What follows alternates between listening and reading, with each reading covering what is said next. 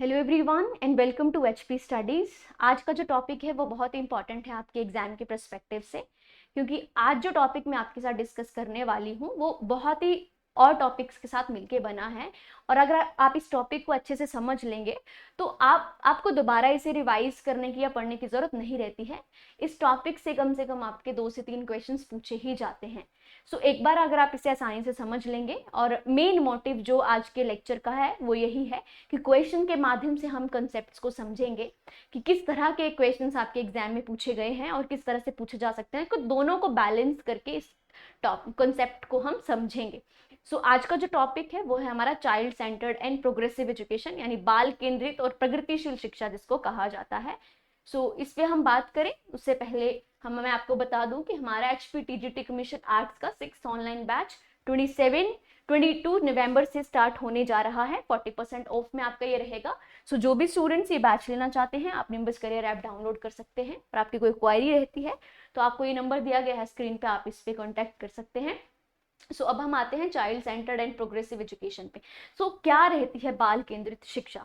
अगर आप सबने नेशनल करिकुलम फ्रेमवर्क 2005 पढ़ा है, जो किस पे बेस्ड है, कंस्ट्रक्टिविज्म पे, और उसमें बात की गई है कि शिक्षा जो है वो बाल केंद्रित होनी चाहिए। ठीक है जी, बच्चे को सेंटर में रखा जाना चाहिए और उसके हिसाब से करिकुलम सेट किया जाना चाहिए, उसी के हिसाब से सिलेबस सेट किया जाना चाहिए। जो भी एक्टिविटीज करवाई जानी चाहिए वो सब बच्चों पर आधारित होनी चाहिए, यानी बच्चे के इंटरेस्ट के हिसाब से तैयार की जानी चाहिए। अब प्रोग्रेसिव एजुकेशन की बात करूं, क्या रहती है प्रगतिशील शिक्षा? प्रगतिशील शिक्षा जो है वो मेनली फोकस रहती है लर्निंग बाय डूइंग पे। ठीक है, हम सब ने एक कंसेप्ट पढ़ा है, जॉन डीवी ने 1896 में लैब स्कूल खोले थे। ठीक है जी, कहां पर खोले थे? शिकागो में, जो यूएस में है। कब खोले थे? हमारे 1896 में लैब स्कूल। ठीक है जी, अब लैब स्कूल जब उन्होंने खोले थे तो वो बात किस चीज की बात करते थे? Progressive education. अब प्रोग्रेसिव एजुकेशन में वो किस चीज की बात करते हैं कि बच्चे जो है वो खुद से करके सीखे, प्रैक्टिकल करके सीखे। तो लर्निंग बाय डूइंग पे का इनका जो कंसेप्ट था, मेन था, वो फोकस था लर्निंग बाय डूइंग, कि बच्चे जो हैं वो खुद से करके सीखें। ठीक है, जब बच्चे खुद से करके चीजें सीखते हैं तो वो लंबे समय तक उसको याद रख सकते हैं। और अगर पुराने समय में हम टीचर सेंटर्ड एजुकेशन की बात करते थे, ठीक है, आज के समय में तो न्यू एजुकेशन पॉलिसी जो हमारी आ गई है, एनईपी 2020 आ गई है, उसके बाद उसमें हम देखते हैं कि जो हमारा करिकुलम सेट किया गया है वो बच्चों के आधार पर सेट किया गया है। ठीक है, किस हिसाब से बच्चे का इंटरेस्ट रहता है, इंक्लूसिव एजुकेशन की उसमें बात की गई है कि अगर डिफरेंट डिफरेंट जगह से बच्चे आते हैं, कुछ डिसएडवांटेज सेक्शन से आते हैं, डिसेबिलिटी वाले होते हैं, डिसऑर्डर वाले होते हैं, तो हमें जो करिकुलम सेट करना है वो उनके आधार पर हमें करना है। तो चाइल्ड सेंटर्ड एजुकेशन बात करती है कि जो चाइल्ड रहते हैं वो क्या होते हैं? क्यूरियस होते हैं।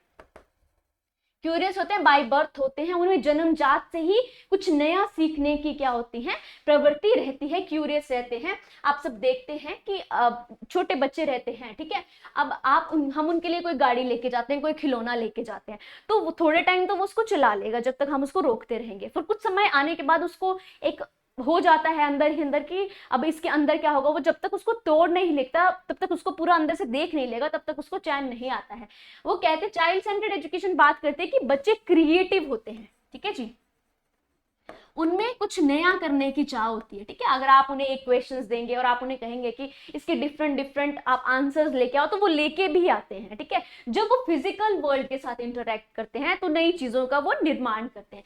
और चाइल्ड सेंटर्ड एजुकेशन जो है वो बात करते हैं कि बच्चों में इनेट एबिलिटीज होती है।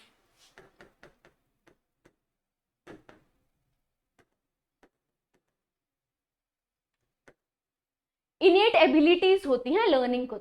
ठीक है जी, कि वो सीखने के प्रति उनमें इनेट एबिलिटीज होती हैं, वो कुछ भी नया सीख सकते हैं। आप जिस हिसाब से उन्हें सिखाएंगे वो नई चीजें सीख लेते हैं। हम टीचर सेंटर्ड एजुकेशन की बात करते हैं, तो टीचर सेंटर्ड एजुकेशन में टीचर जो होता था वो मध्य में होता था। ठीक है, एक पिक्चर के माध्यम से, अगर मैं ड्रॉइंग के माध्यम से आपको समझाना चाहूँ, ये हमारा टीचर रहता है और ये रहते हैं स्टूडेंट्स। ठीक है जी, अब जिस हिसाब से टीचर जो चाहेगा वो बच्चों में वो डाल सकता है, यानी ये हमारे रहेंगे लर्नर्स। जो पुराने समय में बात की जाती है, जिस माध्यम से टीचर चाहता था उस माध्यम से बच्चों को पढ़ाया जाता था। बट आज के दौर की अगर बात करें, चाइल्ड सेंटर्ड एजुकेशन की अगर मैं बात करूं, तो बच्चों को केंद्र में रखा जाता है। यानी आज के दौर में इस हिसाब से बच्चे अगर इन ग्रुप में बैठ के पढ़ रहे हैं, डिफरेंट 3 के ग्रुप में बच्चे पढ़ रहे, तो टीचर आपका जो है वो मध्य में रहेगा और इस ग्रुप के साथ भी वो इंटरेक्ट करेगा और इस ग्रुप के साथ भी इंटरेक्ट करेगा। अब पुराने समय की अगर मैं बात करूं, तो इस तरह से टीचर सेंटर्ड एजुकेशन में क्या किया जाता है, इकट्ठे ही आप बच्चों को एक ही डंडे से हाँकते हैं, ये टीचर है, ये सबको एक जैसी इंस्ट्रक्शंस दे रहा है, किसी के ऊपर भी ज्यादा फोकस नहीं हो रहा है। सो चाइल्ड सेंटर्ड एजुकेशन मेनली यही बात करती है कि बच्चा जो है वो केंद्र में होना चाहिए और उसके हिसाब से करिकुलम सेट किया जाना चाहिए। ओके, सो अगर मैं आपके एग्जाम के पर्सपेक्टिव से एक और आपका क्वेश्चन पूछा जाता है कि किसने ये statement the, child as a tabula rasa। सो हमारे एक बिहेवियरिस्ट है, कौन है, जॉन लोक। ठीक है, जॉन लोक ने ये स्टेटमेंट दी थी कि बच्चे जो है वो एक टेबुला रासा, टेबुला रासा मीन्स इसको क्या कहता है, एम्प्टी वेसल,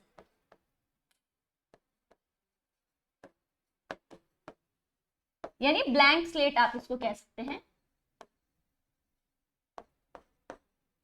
ठीक है, तो आप जिस हिसाब से चाहेंगे बच्चे में वैसे ही चीजों को दे सकते हैं, यानी आप कह सकते हैं कि जिस हिसाब से आप बच्चों को सिखाएंगे बच्चे उसी तरह से चीजों को सीख जाएंगे। सो किस तरह के क्वेश्चंस आपके एग्जाम में पूछे गए हैं और पूछे जा सकते हैं वो आज हम डिस्कस करेंगे। चाइल्ड सेंटर्ड पेडागोजी मीन्स, यानी बाल केंद्रित शिक्षा का अर्थ क्या रहता है, giving moral education to the children, यानी बच्चों को हमने नैतिक शिक्षा प्रदान करनी है। Asking the children to follow and imitate the teacher, यानी जैसा आपको टीचर कह रहा है वैसा ही आपने क्या करना है, अनुकरण करना है, इमिटेट करना है, वैसे ही नकल आपने उतारनी है।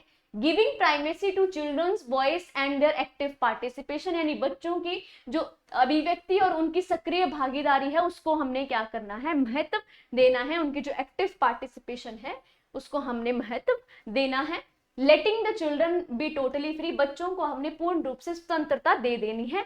सो हमारा राइट आंसर क्या हो जाएगा, सी हमारा राइट आंसर हो जाएगा कि चाइल्ड सेंटर्ड पेडागोजी बात करती है बच्चों की एक्टिव पार्टिसिपेशन की, बच्चों की अभिव्यक्ति जो है, बच्चों की प्राइमेसी जो है, बच्चों की जो आवाज है उसको हमने क्या करना है, बढ़ावा देना है। वो जो कहते हैं, वो जो करना चाहते हैं, हमें उन्हें क्या करना है, उस चीज के लिए सपोर्ट करना है। सो नेक्स्ट क्वेश्चन पे आते हैं। Child centred education was advocated by, बाल केंद्रित शिक्षा जो है वो उसका समर्थन किसने किया था, B.F. Skinner, John Dewey, Erik Erikson, Charles Darwin. So basic concept है, अगर आपने स्टार्टिंग में समझ लिया है तो जॉन डीवी जो है वो हमारे चाइल्ड सेंटर्ड एजुकेशन का समर्थन करते हैं। वो कहते हैं कि बच्चे जो है वो करके सीखते हैं, लर्निंग बाय डूइंग की बात करते हैं। ठीक है जी,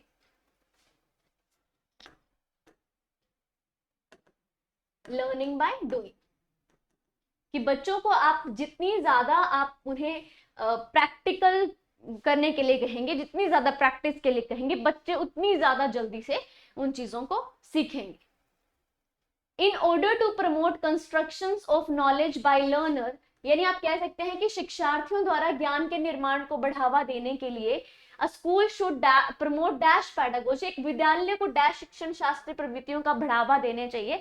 सो एक अगर क्लासरूम में आपने प्रमोट करना है कंस्ट्रक्ट, कि बच्चे खुद से नॉलेज को कंस्ट्रक्ट करे, तो हमने कौन सी ऐसी पेडागोजीज को प्रमोट करना है। सो हमने child centred, exam centre, teacher centre, text book centre. देखिए टेक्स्ट बुक सेंट्रिक तो रहना ही नहीं है, तो बच्चे कैसे ज्ञान का निर्माण कर पाएंगे, टीचर सेंटर रहेगा तो भी बच्चे जो है वो ज्ञान को खुद से कंस्ट्रक्ट नहीं कर पाएंगे, जैसा टीचर कहेगा वैसे ही बच्चे नॉलेज को समझेंगे, ज्ञान को मतलब आप कह सकते हैं कि अपने अंदर समाहित करेंगे। एग्जाम सेंटर्ड में बस बच्चों को रहता है कि हमें अच्छे नंबर लेने, हमें बस पास होना। अगर चाइल्ड सेंटर्ड पेडागोजी आप बना देंगे तो बच्चे जो हैं वो खुद से नॉलेज को कंस्ट्रक्ट करेंगे, कुछ नई चीजों का निर्माण करके लेके आएंगे। A teacher believes that each child is unique and special individual and therefore actively involve them in their own education and development. यानी एक टीचर है वो बिलीव करता है कि प्रत्येक बच्चा अद्वितीय तथा विशेष होता है, कि हर बच्चा जो है वो यूनिक होता है और स्पेशल इंडिविजुअल होता है, इसलिए वह उन्हें उनकी अपनी शिक्षा तथा विकास में सक्रिय रूप से सम्मिलित करता है, इसलिए वो क्या हुआ होता है, उन्हें अपने रूप से सम्मिलित करता है। ठीक है जी। So the teacher is adopting, teacher कौन सी चीजों को अडॉप्ट कर रहा है, कौन सी चीजों को अपना रहा है, चाइल्ड सेंट्रिक एजुकेशन, मेथड अपना रहा है child centric education, teacher centric education और स्कूल सेंट्रिक एजुकेशन। अगर हम चाइल्ड सेंट्रिक एजुकेशन को अपनाएंगे तो बच्चे जो है वो क्या रहेंगे, यूनिक रहेंगे अपने आप में। ठीक है जी, अलग अलग चीजों को कंस्ट्रक्ट करेंगे, जिस हिसाब से curriculum, child centric curriculum set कर दिया जाएगा तो बच्चे क्या करेंगे, चीजों को अपने तरीके से और बेहतर करने की कोशिश करेंगे।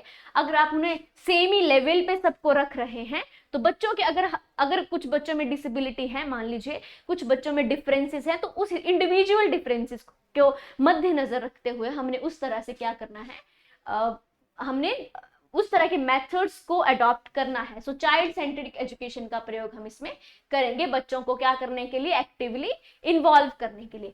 इन प्रोग्रेसिव क्लासरूम, एक प्रगतिशील कक्षा जो है वो किस तरह की होगी, child engage in purposeful activity that realise their potential, यानी बच्चे इसमें अर्थपूर्ण गतिविधियों में संलग्न होते हैं। ठीक है, प्रोग्रेसिव एजुकेशन जो होती है, प्रगतिशील शिक्षा में बच्चे अर्थपूर्ण गतिविधियों में संलग्न होते हैं, जिससे भी अपनी क्षमताओं के अनुसार कार्य कर पाते हैं, कि जैसी उनकी एबिलिटीज है अपने पोटेंशियल के हिसाब से वो काम कर पाए, इस तरह के प्रोग्रेसिव क्लासरूम होना चाहिए। Teachers is at the centre for all teaching learning activities, यानी टीचर सेंटर में रहना चाहिए, जितनी भी ज्यादा एक्टिविटीज हम करवाएं उसके माध्यम से। Text book is the only source of learning, कि टेक्स्ट बुक ही सिर्फ एक ऐसा सोर्स रहता है लर्निंग के लिए। Exams are the centre for all teaching learning, तो एग्जाम ही सेंटर में होना चाहिए। एक प्रोग्रेसिव एजुकेशन किस चीज की बात करता है, कि बच्चों की जो भी कैपेबिलिटीज हैं, बच्चों को अपना पोटेंशियल रियलाइज होना चाहिए और पर्पसफुल एक्टिविटीज जो है वो क्लासरूम में करें। तो प्रोग्रेसिव एजुकेशन किस चीज की बात करती है, ऑप्शन नंबर ए जो है हमारा राइट आंसर हो जाएगा।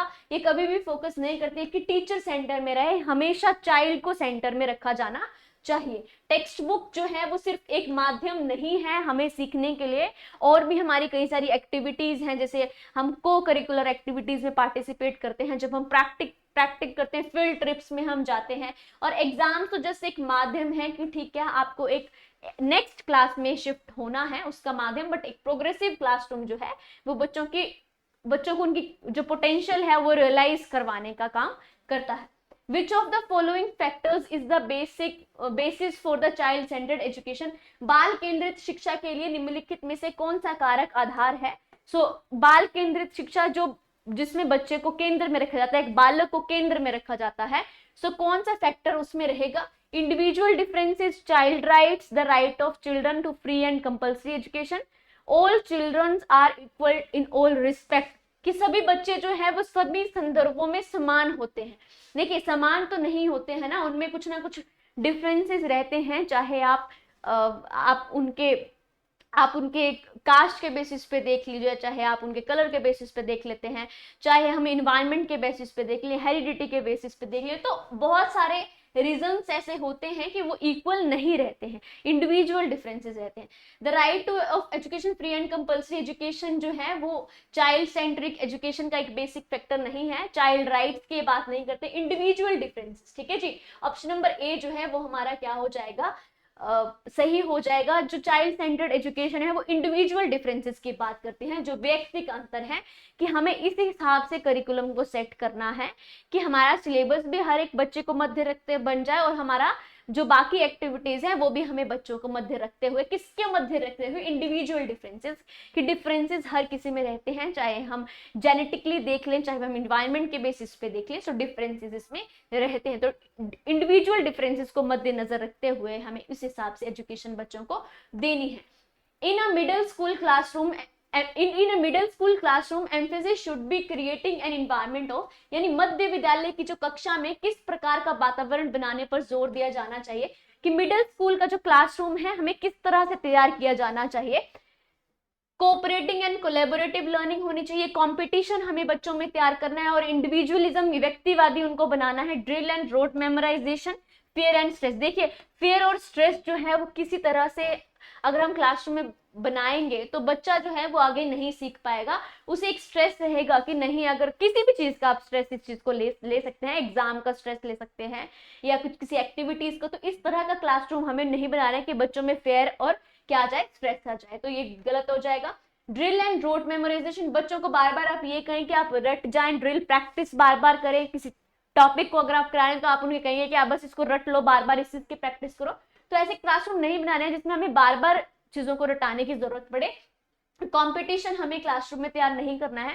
कंपटीशन तैयार करेंगे तो बच्चों में क्या हो जाएगा, ड्रिल और एक फेयर वाली भावना जो है वो उनमें आ जाएगी। सो सही हमारा राइट आंसर हो जाएगा, एक अच्छा वातावरण हमें एक मिडिल क्लासरूम में तैयार करना है। तो हमें कोऑपरेशन और कोलैबोरेटिव, हम वाइगोस्की की जो थ्योरी है उसमें पढ़ते हैं, तो वाइगोस्की कहते हैं कि हमें कोऑपरेटिव लर्निंग पे फोकस करना है, हमें असिस्टिव लर्निंग, पीयर ट्यूटरिंग जो है, कोलैबोरेशन होनी चाहिए कि बच्चे समूह में सीखे, एक दूसरे के साथ कोऑपरेट करके सीखे। ठीक है, तो इस तरह से हम इसको प्रोग्रेसिव एजुकेशन में इसमें शामिल कर सकते हैं कि प्रोग्रेसिव एजुकेशन इस चीज की बात करता है कि जो लर्निंग है वो कोऑपरेटिव और कोऑपरेशन बेस्ड होनी चाहिए।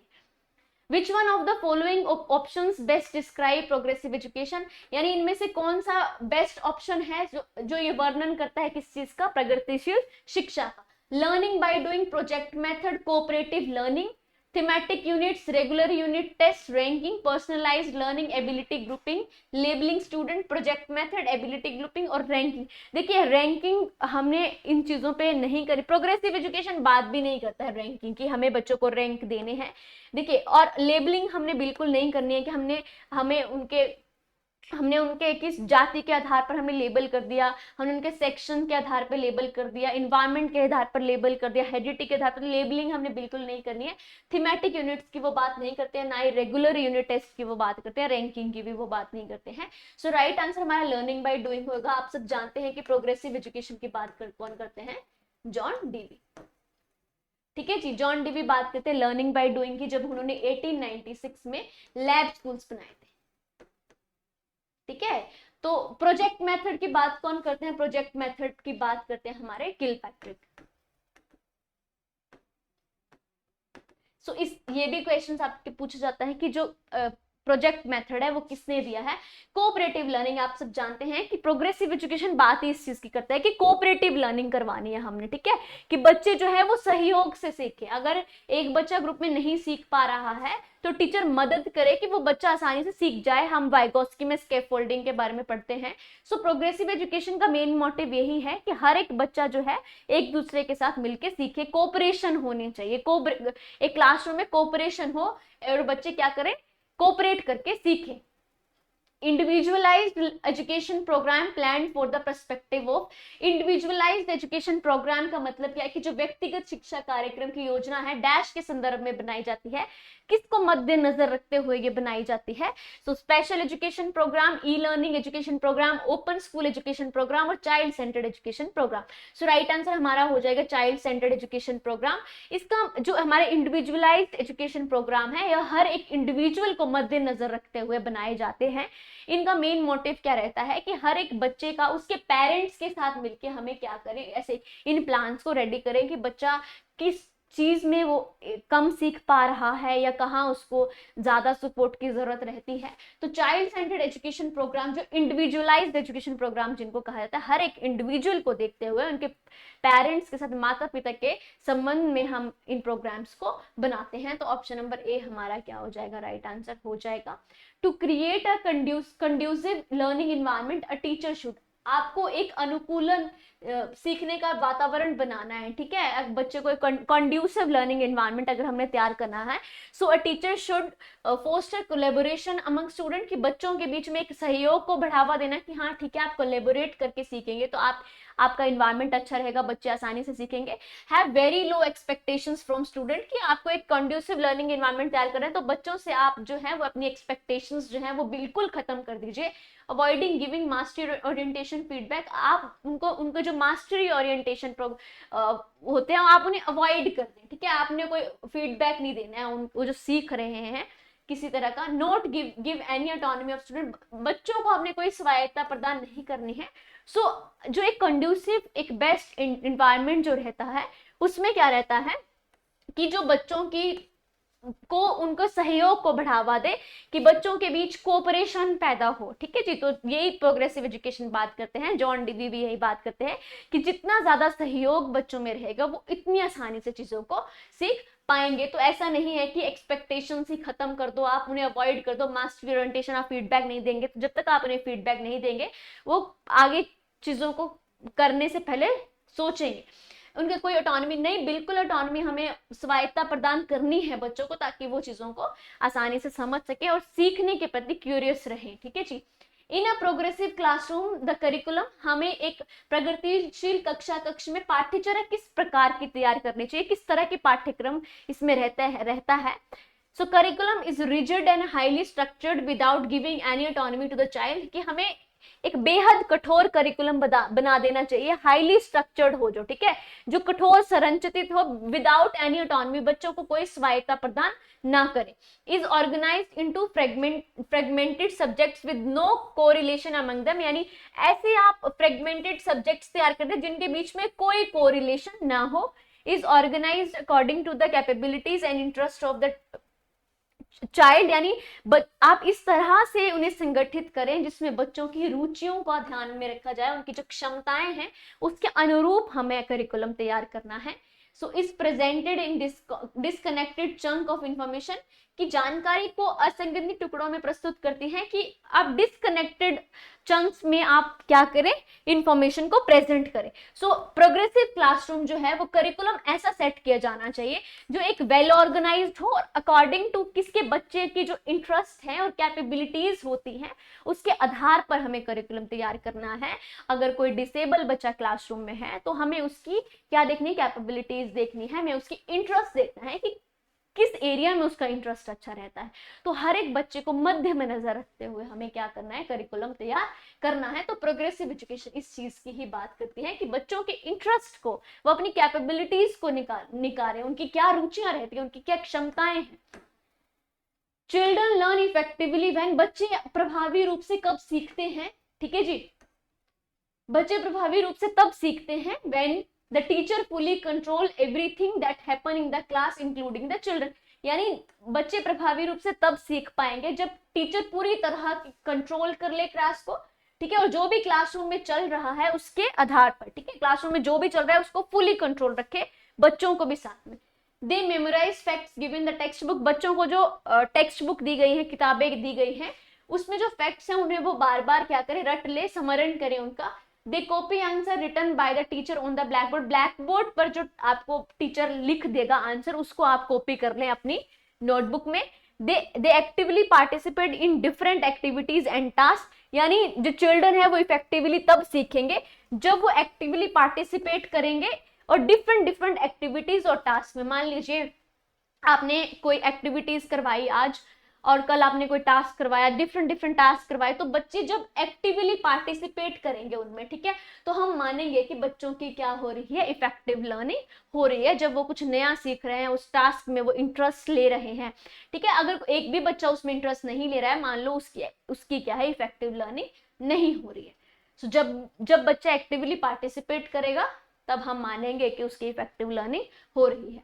The lab school advocated bye John Dewey were example of, ये किस चीज का एग्जाम्पल है जो जॉन डीवी ने अपने लैब स्कूल खोले थे, कब खोले थे, 1896 में। इसको याद कर लीजिए क्योंकि काफी इंपॉर्टेंट है, पूछा जाता है। Factory school, progressive school, public school और कॉमन स्कूल, ये स्कूल जो थे वो प्रोग्रेसिव स्कूल थे, प्रगतिशील, कि बच्चा जो है वो उसमें एक प्रगति होनी चाहिए, ठीक है, प्रोग्रेस होनी चाहिए। सो किस तरह से हम ये स्कूल तैयार करेंगे कि जिसमें बच्चा प्रैक्टिस करके सीखे, प्रैक्टिकल से सीखे, खुद से चीजों को करके सीखे। इसमें मेन फोकस किया गया था आपकी लाइफ लॉन्ग लर्निंग पे,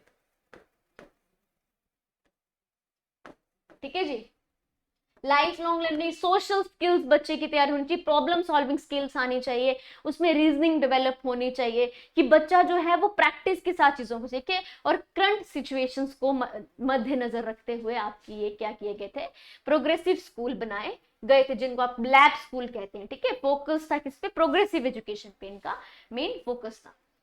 Which of the following aspects should be promoted by a teacher among her students, यानी एक अध्यापिका को अपने विद्यार्थियों में निम्न में से किस पहलू को बढ़ावा देना चाहिए, किस एस्पेक्ट्स को एक टीचर को हमें क्या करने, प्रमोट करना चाहिए। पैसिव इमिटेशन की, निष्क्रिय रूप से वो नकल कर ले, या रोट मेमोराइजेशन की, वो जो आपको पढ़ाया गया उसको क्या करे, रट्टा लगा ले, स्मरण करते हैं। नॉलेज कंस्ट्रक्ट करे या हाई कंपटीशन में पार्टिसिपेट करे। सो राइट आंसर हमारा क्या हो जाएगा, नॉलेज को कंस्ट्रक्ट करे। सो टीचर का मेन एस्पेक्ट होना चाहिए कि वो प्रमोट करे कि बच्चे नॉलेज को खुद से कंस्ट्रक्ट करे। पियाजे भी इस चीज की बात करते हैं, वाइगोस्की भी इस चीज की बात करते हैं, प्रोग्रेसिव एजुकेशन भी इस चीज की बात करती है, हम चाइल्ड सेंटर्ड एजुकेशन की बात करते हैं। तो मेन जो एक फोकस है वो इसी चीज पे है कि बच्चे ज्ञान का निर्माण समय से करे, किसके साथ जुड़ के, फिजिकल वर्ल्ड के साथ जुड़ के। तो नॉलेज कंस्ट्रक्ट करे, ऐसा टीचर को इस एस्पेक्ट को प्रमोट करना चाहिए एक बच्चों के मध्य में।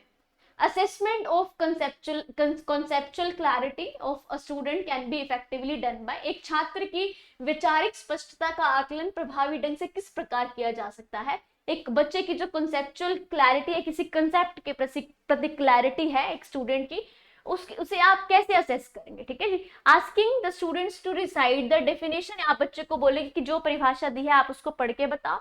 Asking the students to think of application of the concept of daily life, विद्यार्थी को दैनिक जीवन में अवधारणा के अनुप्रयोग के बारे में सोचने के लिए कहें कि उसकी जो डेली लाइफ में चीजें हो रही है, जो अवधारणाएं हैं, उसके बारे में वो सोचे और उसे बताए कहकर, ठीक है। Asking the students to copy from the board, जो बोर्ड में लिखा गया है आप उसको कॉपी करके बताएं, उसको कॉपी कह के बताओ। Asking the students to memorise another students response, छात्र को बोलो कि दूसरे छात्र की प्रतिक्रिया याद करने के लिए कहकर बताए।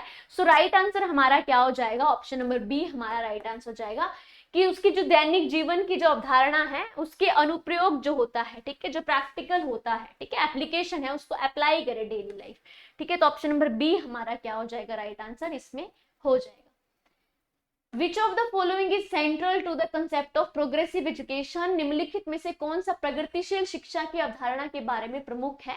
प्रोग्रेसिव एजुकेशन के बारे में बताना है कि सेंट्रल में क्या है, ठीक है। इस कॉन्सेप्ट का जो सेंटर है, टेक्स्ट बुक सेंट्रिक लर्निंग होती है जो प्रोग्रेसिव एजुकेशन होती है, कि हाँ ठीक है पाठ्य पुस्तकों पर आधारित होनी चाहिए, बिल्कुल नहीं होनी चाहिए, वो बात ही नहीं करते कि टेक्स्ट बुक बेस्ड हो। Belief in the capability and potential of every child, प्रत्येक बच्चे की जो क्षमता है और संभावना है, ठीक है जी, ठीक है, संभावना, उसमें विश्वास करना, बिलीव करना कि बच्चे जो कैपेबिलिटीज है, उसको पोटेंशियल है, वो बहुत ही बढ़िया है, ठीक है जी। मतलब जो सीख रहा है, क्रिएटिविटी उसमें है, बच्चे क्यूरियस है, उसमें इनेट एबिलिटीज जो है, उसमें विश्वास करना कि वो अगर कुछ काम कर रहा है, किसी चीज को कंस्ट्रक्ट कर रहा है, तो वो बिल्कुल सही करेगा। स्टैंडर्ड इंस्ट्रक्शंस एंड असेसमेंट, हमें एक मानक निर्देश सभी के लिए सेम बना देने हैं, तो ऐसा नहीं करना है। हर एक बच्चे के नीड के हिसाब से, हर एक बच्चे की कैपेबिलिटी के हिसाब से, कैपेसिटी के हिसाब से हमें क्या इंस्ट्रक्शन सेट नहीं, स्टैंडर्ड फिक्स स्टैंडर्ड सेट नहीं करना है। Extrinsic motivation and uniform assessment parameters, यानी एक्सट्रिंसिक आप बाहर से उसे मोटिवेशन दे देंगे कि आप कुछ अच्छा कर सकते हैं या आपको कुछ अच्छा करना चाहिए। तो एक्सट्रिंसिक, जब तक इंटरनल इंट्रिंसिक मोटिवेशन नहीं होगी, कोई बच्चा लंबे समय के लिए काम नहीं कर पाएगा। यूनिफॉर्म असेसमेंट को हमने एक यूनिफॉर्म, आप ठीक है सभी बच्चों को एक ही तरीके से देख रहे हैं, इंडिविजुअल डिफरेंसेस को ध्यान में नहीं रख रहे, तो यूनिफॉर्म पैटर्न को हमने फॉलो नहीं करना है। Believe in the capability and potential of every child, हर बच्चे की जो बिलीफ है, कैपेबिलिटीज हैं, उन चीजों की हमें विश्वास करना, ठीक है जी। सो बिल्कुल सही कंसेप्ट जो सेंटर में रहता है प्रोग्रेसिव एजुकेशन के, हर एक बच्चे को हमने इंडिविजुअल डिफरेंसेस के माध्यम से देखना है कि हर एक किसी में विविधताएं रहती है। Which of the following does not ensure child centered teaching learning, इनमें से एक कौन से एक चाइल्ड सेंटर्ड एजुकेशन नहीं है, ठीक है जी। निम्न में से कौन सा बाल केंद्रित शिक्षण के अनुरूप नहीं रहता है। Safe and secure friendly school environment, देखिए अब हमें पूछा गया है नहीं रहता है, सो उसके माध्यम से रहना है, जो रहता है वो हमारा गलत हो जाएगा और जो नहीं है वो सही हो जाएगा। Safe and secure child friendly school environment, जी बिल्कुल चाइल्ड सेंटर्ड एजुकेशन टीचिंग है, वो इसी चीज पे फोकस करते हैं कि एक सेफ और सिक्योर चाइल्ड फ्रेंडली इन्वायरमेंट होना चाहिए, तो ये तो हमारा सही है, मतलब ये गलत हो गया। Fear free environment where each child can express oneself freely, यानी फेयर फ्री इन्वायरमेंट होना चाहिए, भय मुक्त वातावरण बनाने जिसमें हर बच्चा खुलकर अपनी बात को कह सके। तो चाइल्ड सेंटर्ड एजुकेशन इसी चीज की बात करती है कि फेयर फ्री इन्वायरमेंट होना चाहिए, बच्चे अपने थॉट्स को एक्सप्रेस कर पाए। तो ये बिल्कुल सही है, मतलब ये गलत हो गया क्योंकि इसमें नोट पूछा है। Practice of positive discipline in the classroom, कक्षा में सकारात्मक अनुशासन को लागू करना। Recognise student as passive resistant of knowledge, यानी प्रैक्टिस ऑफ पॉजिटिव डिसिप्लिन, ये भी बिल्कुल सही है, मतलब ये भी हमारा गलत हो जाएगा। और विद्यार्थियों को ज्ञान के निष्क्रिय ग्रहणकर्ता के रूप में पहचाना कि पैसिव, देखिए बच्चे को कभी भी हम प्रोग्रेसिव एजुकेशन की बात करें, चाइल्ड सेंटर्ड एजुकेशन की बात करें, पियाजे वाई को, क्योंकि कंस्ट्रक्टिविज्म पे बेस्ड है ना, तो वो बात करते हैं हमारी एक्टिव पे, कि बच्चा जो है वो एक्टिव रहेगा तभी वो नॉलेज को कंस्ट्रक्ट कर पाएगा। सो इसमें पैसिवली वो नॉलेज को कंस्ट्रक्ट नहीं कर सकता है। सो ऑप्शन नंबर डी जो है वो हमारा क्या हो जाएगा, राइट आंसर हो जाएगा। चाइल्ड सेंटर्ड एजुकेशन हमेशा बच्चे को एक एक्टिव मेंबर रखने की, एक्टिव पार्टिसिपेशन की क्या करता है, बात करता है। Progressive education entail that the classroom is progressive, जो प्रगतिशील शिक्षा है वो किस चीज पे बात करती है कि जो कक्षा क्लासरूम है वो कैसा होना चाहिए। So classroom is full control of a teacher who is dictator, यानी क्लासरूम जो है वो फुली कंट्रोल होना चाहिए एक टीचर से, और जो उसमें क्या करे, डिक्टेटर है, ठीक है, अधिनायकत्ववादी होना चाहिए। Democratic and there is a space given the children of understanding, हमें लोकतांत्रिक सत्तावादी होना चाहिए, डेमोक्रेटिक क्लासरूम होना चाहिए, और उसमें हमें बच्चों को स्पेस देना है, बच्चों को कि वो किस तरह से समझ सकते हैं, ठीक है जी, जहां, ठीक है, समझने के कि बच्चों को एक पर्याप्त स्थान देना चाहिए कि वो समझ पाए चीजों। Authoritarian where the teacher dictates and students follows, यानी बच्चे एक, आपको एक अथॉरिटेरियन होना चाहिए कि जिसमें टीचर डिक्टेट कर ले और बच्चों को बस वही फॉलो करना है जो उसे बताया जाए। Free from all the teachers absent from, बिल्कुल फ्री होना चाहिए, मुक्त होना चाहिए, जिसमें शिक्षक अनुपस्थित रहे। तो ऐसा भी नहीं है कि अगर टीचर नहीं होगा तो एजुकेशन हो जाएगा, टीचर और स्टूडेंट्स दोनों का बैलेंस होना चाहिए। बट चाहे प्रोग्रेसिव एजुकेशन कैसी होनी चाहिए कि डेमोक्रेटिक होनी चाहिए, ठीक है, डेमोक्रेटिक, हर एक बच्चे को बोलने का अधिकार होना चाहिए, जिस हिसाब से बच्चा सोचता है उसे उस तरह का प्लेटफॉर्म दिया जाना चाहिए, उसे स्पेस दिया जाना चाहिए, उसे स्थान दिया जाना चाहिए, किस तरह से वो सीख सकता है। नेक्स्ट क्वेश्चन पे आते हैं। अ teacher should be dash about his pedagogy, एक अध्यापक को अपनी शिक्षण शास्त्रीय प्रवृत्तियों के बारे में किस प्रवृत्ति का होना चाहिए, किस प्रकृति का एक पेडागोजी तैयार की जानी चाहिए टीचर के माध्यम से। रिजिड होना चाहिए, इनफ्लेक्सिबल होना चाहिए, फ्लेक्सिबल, इग्नोरेंट होनी चाहिए। पेडागोजीज जो है वो हमारी रिजिड नहीं होनी चाहिए, फ्लेक्सिबल होनी चाहिए, ठीक है जी, इनफ्लेक्सिबल बिल्कुल नहीं होनी चाहिए, इग्नोरेंट नहीं होने चाहिए कि आप अगर कोई इंडिविजुअल डिफरेंसेस क्योंकि हर क्लास में रहते हैं, ठीक है, हेरिडिटी फैक्टर रहते हैं, जेनेटिक फैक्टर रहते हैं, तो हम उन्हें इग्नोर नहीं कर सकते कि हाँ ठीक है, अगर कोई बच्चा सुन नहीं पा रहा है तो आप उसको इग्नोर कर रहे हो बाकी क्लास में। इनफ्लेक्सिबल नहीं होना चाहिए, फ्लेक्सिबल होना चाहिए, रिजिड नहीं होना चाहिए कि बस एक बार आपने करिकुलम सेट कर दिया, पेडागोजी सेट कर दी, अब आप उन्हें एक बच्चे के माध्यम से। फ्लेक्सिबल होना चाहिए, हर एक बच्चे को मध्य नजर रखते हुए, इंडिविजुअल डिफरेंसेस को देखते हैं हम उसे चेंज कर सके, उसमें बदलाव कर सके। सो ये लास्ट क्वेश्चन है हमारा। अ टीचर शुड एनकरेज हर स्टूडेंट टू, एक अध्यापिका द्वारा विद्यार्थियों को किस लिए भी प्रेरित करना चाहिए, किस तरह से एक टीचर को एनकरेज करना चाहिए अपने स्टूडेंट्स को। Understand and process meaning of content being taught, यानी पढ़ाई गई जो विषय वस्तु है उसको समझने और अर्थ ग्रहण करने हेतु उसे क्या करना चाहिए, एनकरेज करना चाहिए। रोट मेमोराइज, देखो रट्टा तो हमें वैसे भी नहीं कराना है कि बच्चों को आप एज इट इज बोलो, कि जैसे मैंने बोला एज इट इज आप उसको क्या कर दो, रट्टा लगा लो, ठीक है, स्मरण कर लो, याद कर लो, जैसे बताया गया है उस हिसाब से। Copy the content passively from the blackboard, blackboard में टीचर ने जो लिखा है आप बस सेम टू सेम वही कॉपी में छाप दो और उसको रट लो। Find solution of problems through a fixed methodology, एक फिक्स मेथड जो आपको बताया गया है उसके हिसाब से ही आप क्या करें, समस्याओं का हल ढूंढे। तो ये भी नहीं होना चाहिए, एक टीचर को एनकरेज करना चाहिए किसके बारे में, कि जो कंटेंट उन्हें पढ़ाया गया है उसे वो क्या करे, समझे और उसका क्या करे, जो अर्थ होगा उसको ग्रहण करें, अर्थ को ग्रहण करें, ठीक है जी, उस जो कंटेंट आपको पढ़ाएगा उस प्रोसेस को समझें, ठीक है जी। सो राइट आंसर हमारा क्या हो जाएगा, ऑप्शन नंबर ए। सो ये थे हमारे क्वेश्चंस कि जो क्वेश्चंस आपके एग्जाम में पहले पूछे गए हैं, तो इसी तरह के क्वेश्चंस आपके एग्जाम में पूछे जाते हैं। कुछ एक क्वेश्चंस हैं जो आपके नेक्स्ट पार्ट में रहेंगे, और उस बेसिक से हम उसमें थोड़ा और ऐड ऑन करेंगे, कुछ एक कंसेप्ट उसमें ऐड ऑन करेंगे, ठीक है जी। हम नेक्स्ट वीडियो में वो करेंगे। आज हमने 20 मोस्ट इंपॉर्टेंट क्वेश्चंस डिस्कस कर लिए हैं। ये अगर आप अच्छे से देख लेते हैं एक बारी, आपके जो क्वेश्चंस आएंगे, मैं 100% श्योरिटी के साथ कह सकती हूँ कि आप बिल्कुल सही करके आएंगे, क्योंकि जो बेसिक्स हैं वो इसी में रहेंगे। थोड़े से आप कह सकते हैं मोल्ड कर दिया जाएगा क्वेश्चन को, बट जो फैक्ट हैं वो यही रहेंगे, ठीक है जी। लास्ट में हमारा HPTGT कमीशन आर्ट्स का 6th ऑनलाइन बैच 22 नवंबर से स्टार्ट होने जा रहा है। 40% ऑफ में आपको ये मिलेगा। जो भी स्टूडेंट्स ये बैच लेना चाहते हैं, आप निम्बस करियर ऐप डाउनलोड कर सकते हैं, वहां जाके आप इसे अवेल कर सकते हैं। इस तरह से हमारे ये क्वेश्चंस थे आज के। हमारा ये कॉन्टैक्ट नंबर है, कोई क्वेरी है तो इससे पूछ सकते हैं। डेली टू अपडेट रहने के लिए आप हमारा टेलीग्राम चैनल ज्वाइन कर सकते हैं। इसमें आपकी डेली की PDFs आपको मिल जाएंगी। जो भी आपकी डेली की एडवर्टीजमेंट आप कह सकते हैं, वो सब इसमें आ जाती हैं। इसे आप ज्वाइन कर लीजिए। ये थे क्वेश्चंस, अच्छे से पढ़ लीजिए। अब हम मिलेंगे आपको नेक्स्ट वाली वीडियो में। Thank you so much, thank you everyone.